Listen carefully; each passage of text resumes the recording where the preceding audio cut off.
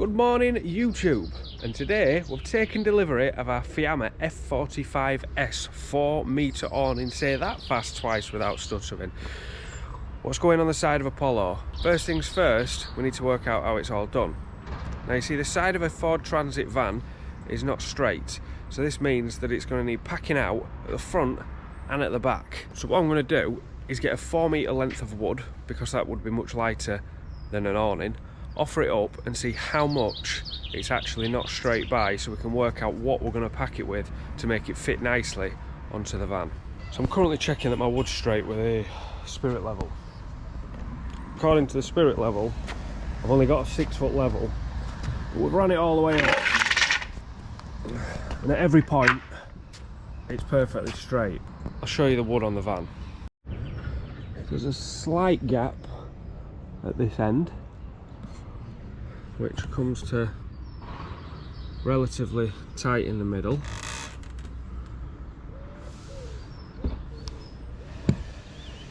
Obviously I'm going to pivot that on the widest point in the middle and split that huge difference, but it's still going to be huge. So apparently when Ford decided to build the Transit, they thought to themselves, I have a brilliant idea. Let's model it on a banana. Look at this. So, got it clamped onto the gutter rail. Obviously it's going to go slightly above the gutter rail, but that's the best thing I can clamp it to. So we're touching here. Now, these seams won't matter because the thickness of the brackets will take us beyond these seams. So it is going to sit back slightly more, but we're touching in the middle. We're, I believe, 25mm away at the back. Sorry, 30mm away. Or 29 if we're going to get really precise. And then at the front,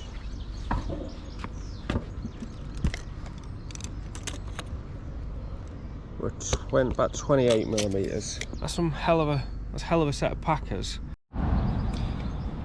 Plus now the bolts have got to go through the awning bracket, through the packer, through the van wall.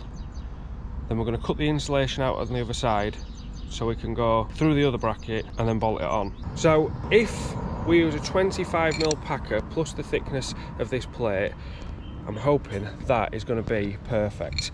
Also, I had a worry because I've got these extractor fans there. I've got this much gap, which is, I believe, 155mm.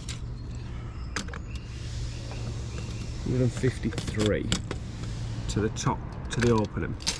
The awning is 135, meaning if I don't sit it on the gutter rail, then I've got no opening for the extractor fan to blow everything out from the kitchen and the drying room. Luckily, I've just sat the brackets on the gutter rail and the bolt literally just fits, so we can sit this directly on top of the gutter rail, giving us a 20mm clearance to allow the extractor fan to still do its job.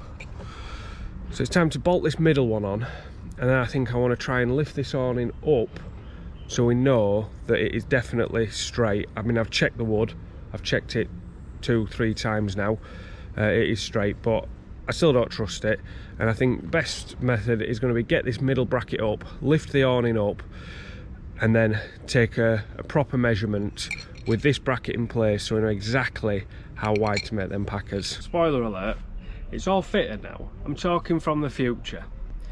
But in editing, we've realised that we either didn't film or prematurely deleted the bit where we actually put the brackets on. So make sure when you're putting the brackets onto the van, you Sikaflex the brackets and around the bolt holes, because they do have fibre washers, but you really want to get a good seal and to make sure the whole bracket is stuck back. Also, make sure you Sikaflex the bracket to the packer and then the packer to the van wall, otherwise there's no point just Sikaflexing the bracket to the packer because the packer's still going to be flapping. So you need to Sikaflex both those and make a big Sikaflex packer sandwich.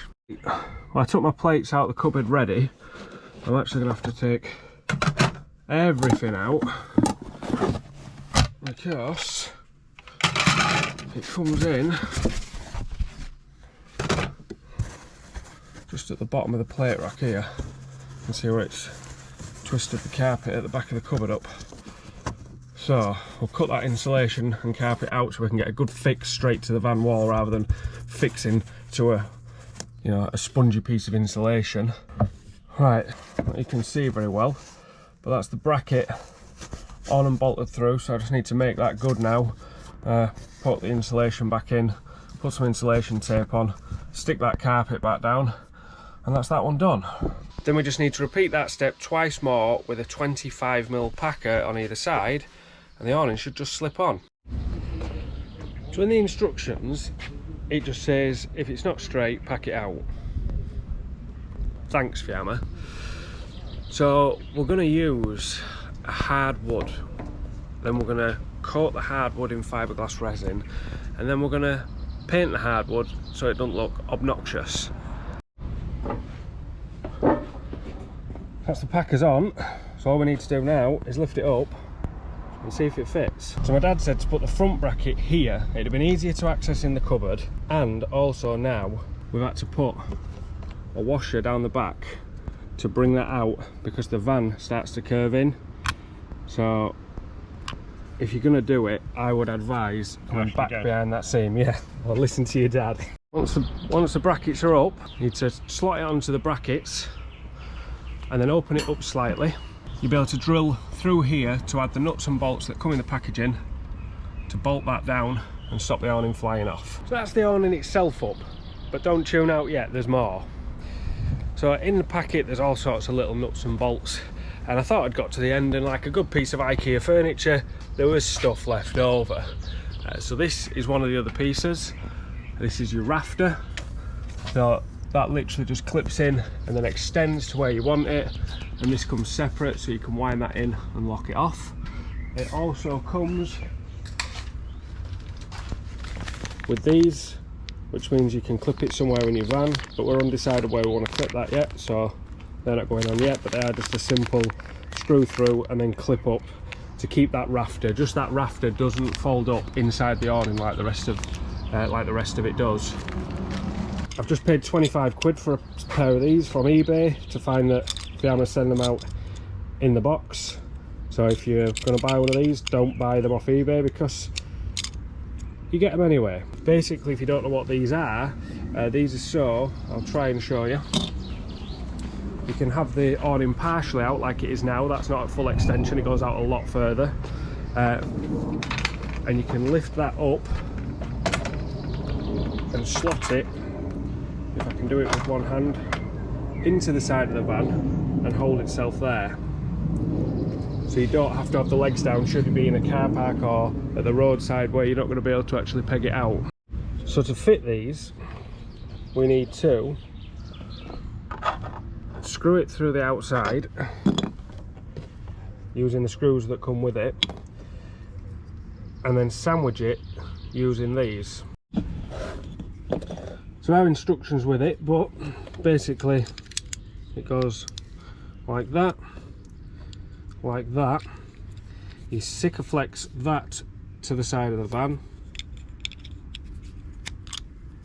and then your screws go through.